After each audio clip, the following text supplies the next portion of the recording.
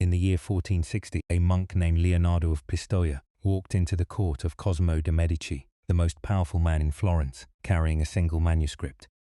Cosimo was old, he was dying, and he had already commissioned the greatest Greek scholar in Europe, a man named Marsilio Ficino, to do the single most important intellectual project of the entire Renaissance: translate the complete works of Plato into Latin for the first time in history.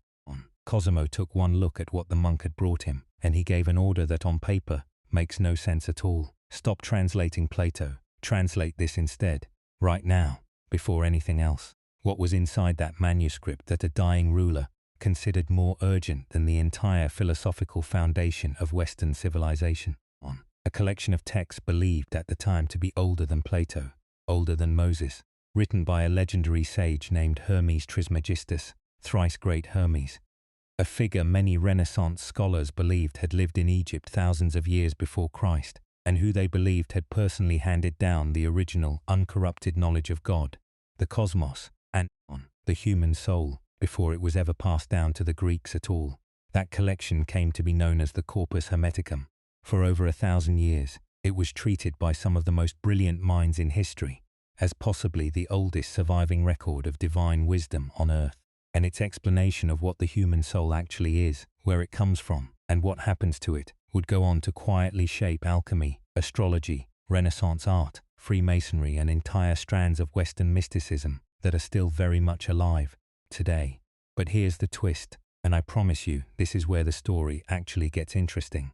Not less interesting. A century and a half after Cosimo made that decision, one scholar sat down, examined the language of these supposedly ancient texts, word by word, and discovered something that shattered the entire foundation the Renaissance had built on top of them. And yet, somehow, the ideas survived the collapse of their own origin story. Today we're going to walk through exactly what the Hermetica actually claims about the soul, why it captivated some of history's greatest minds, and why the true story behind this text is honestly stranger and more human than the myth ever was. Let's start with what's actually inside these texts, because the cosmology laid out in the opening chapter is one of the strangest and most vivid visionary sequences to survive from the ancient world.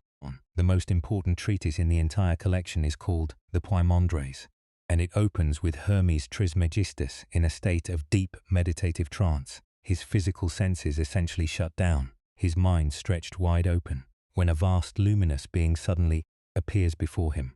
This being identifies itself as Poimandres, a name most commonly translated as the mind of the sovereignty, or sometimes rendered as shepherd of men. It is not a god in the traditional mythological sense. It is something closer to the universal mind itself, the divine intelligence underlying all of reality, and it offers Hermes a direct, unfiltered vision of how existence actually works. What follows is a compressed creation story, unlike almost anything else in ancient literature. Poimandres describes an infinite, boundless light existing before anything else, and out of that light emerges the word, or logos, a kind of divine thought or organizing principle that reaches down into churning, chaotic darkness below and begins imposing order on it. From that logos, a second mind emerges, one specifically responsible for shaping the material world, forming the heavens, the elements, and eventually a being made in the image of the original divine mind itself, a being that Poimandres simply calls man. And this is where the text gets to the actual heart of what we're here for, because according to the Poimandres, this original man wasn't meant to be trapped in matter at all. He was created in the exact image of the Father, containing every quality of the divine source within him, including the extraordinary privilege of being able to create the same way his creator could.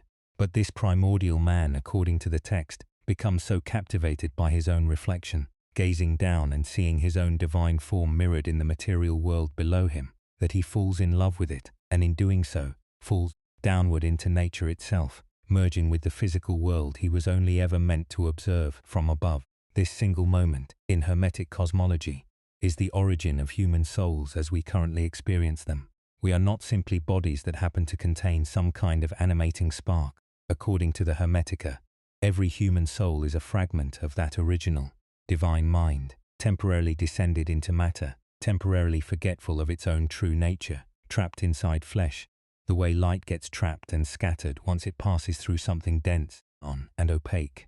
The text describes this descent in a genuinely poetic sequence. As the soul falls from the purely divine realm down toward the physical world, it passes through 7 planetary spheres, each one governed by what the Hermetica calls one of the 7 governors. And at each level, the soul picks up quality associated with that particular sphere, until, by the time it reaches Earth and enters a physical body, it has been layered with traits like growth, desire, deceit, arrogance, and the various passions and impulses that define ordinary human experience. One line from the text, describing this transformation with almost hypnotic simplicity, states that man changed from light and life into soul and mind, from life into soul, and from light into mind. In other words, according to Hermetic teaching, your soul is not some vague, mysterious add-on bolted onto your body by some outside force.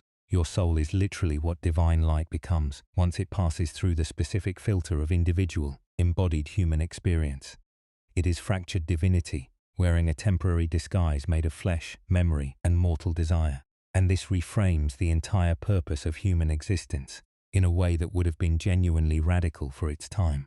If your soul is a literal fragment of the original divine mind, then the ultimate goal of a human life isn't obedience to some external, separate deity handing down commandments from a distant throne. The goal is remembering. It's recognizing what you actually are underneath the layers you picked up on the way down, and using that recognition to begin the long climb back upward, ascending back through those same 7 planetary spheres in reverse, shedding each acquired quality one layer at a time, until what's left is no longer weighed down by matter at all, and can finally rejoin and merge back into the divine source it originally came from. The Hermetica has a specific word for this process of recognition: gnosis, meaning direct, experiential knowledge of the divine, as opposed to second-hand belief or blind faith. According to the text, this knowledge isn't achieved primarily through ritual, sacrifice, or the intervention of priests. It's achieved through inward contemplation, through genuinely coming to know your own soul so completely that you recognize, from direct personal experience, that it was never actually separate from God to begin with. After receiving this vision, Hermes Trismegistus is explicitly commissioned by Poimandres to become a teacher, spreading exactly this knowledge to humanity, guiding other souls toward that same moment of recognition, awakening people out of what the text repeatedly frames as spiritual ignorance and ordinary sleep. This idea that the divine and the human soul are not fundamentally separate, but are instead different concentrations of the exact same underlying substance, became one of the most influential and controversial threads running through the entire Western esoteric tradition. It's the philosophical seed behind the famous Hermetic phrase, "as above, so below," found in a separate but closely related text called the Emerald Tablet, a short cryptic passage that would go on to become one of the single most quoted lines in the entire history of alchemy, arguing that the patterns governing the vast cosmos above are mirrored, in miniature, inside every single human being below, and that understanding one is, in a very real sense, understanding the other. Now here's where the story of this text becomes genuinely fascinating, because the Hermetica wasn't just an obscure philosophical curiosity that a handful of scholars quietly debated in a corner. For roughly 1,000 years, its origin story carried enormous weight, specifically because of who people believed had written it.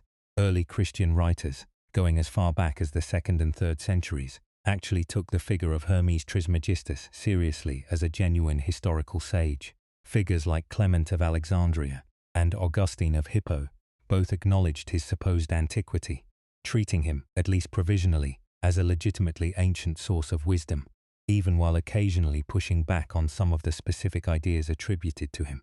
By the time the Renaissance rolled around and Cosimo de' Medici got his hands on that Florence manuscript in 1460, the belief that Hermes Trismegistus had lived in remote antiquity, possibly as a contemporary of Moses himself, was essentially taken for granted among Europe's intellectual elite. This mattered enormously, because it meant the Corpus Hermeticum wasn't just interesting philosophy. It was believed to be proof of something called Prisca Theologia, an ancient theology, the idea that there existed one single original divine truth revealed to a handful of exceptionally wise ancient sages, which had then trickled down imperfectly into all of humanity's separate religious and philosophical traditions, including into Plato, into Judaism, and eventually into Christianity itself. If Hermes really had predated Plato by centuries, then his writings on the soul weren't just one philosophy among many. They were believed to be closer to the original source code, underlying practically all subsequent Western wisdom, Christian revelation included. That belief is precisely why Cosimo de' Medici, on his deathbed, ordered Ficino to set Plato aside. Plato was extraordinary, but Plato was in this worldview downstream. Hermes was believed to be upstream, and a dying man wanted to hear the source material first. Ficino completed his Latin translation remarkably quickly, and Cosimo reportedly heard portions of it read aloud before he died. The resulting text, sometimes published under the title Pymander, became one of the most widely read and most influential books of the entire Renaissance, sparking what historians now describe as a genuine pan-European fascination with Hermetic philosophy, one that shaped everyone from later Renaissance philosophers to practicing alchemists to the early architects of what would eventually become modern science. And then, in the year 1614, one of the greatest classical scholars in Europe, a man named Isaac Casaubon, sat down and did something remarkably simple and remarkably devastating. He actually analyzed the Greek language the Corpus Hermeticum was written in carefully, technically, line by line, comparing its vocabulary, grammar, and philosophical references against securely dated Greek texts from different historical periods. His conclusion was unambiguous. The Corpus Hermeticum was not written in remote antiquity. It was not older than Plato, and it was certainly not written by some singular ancient Egyptian sage who predated Moses.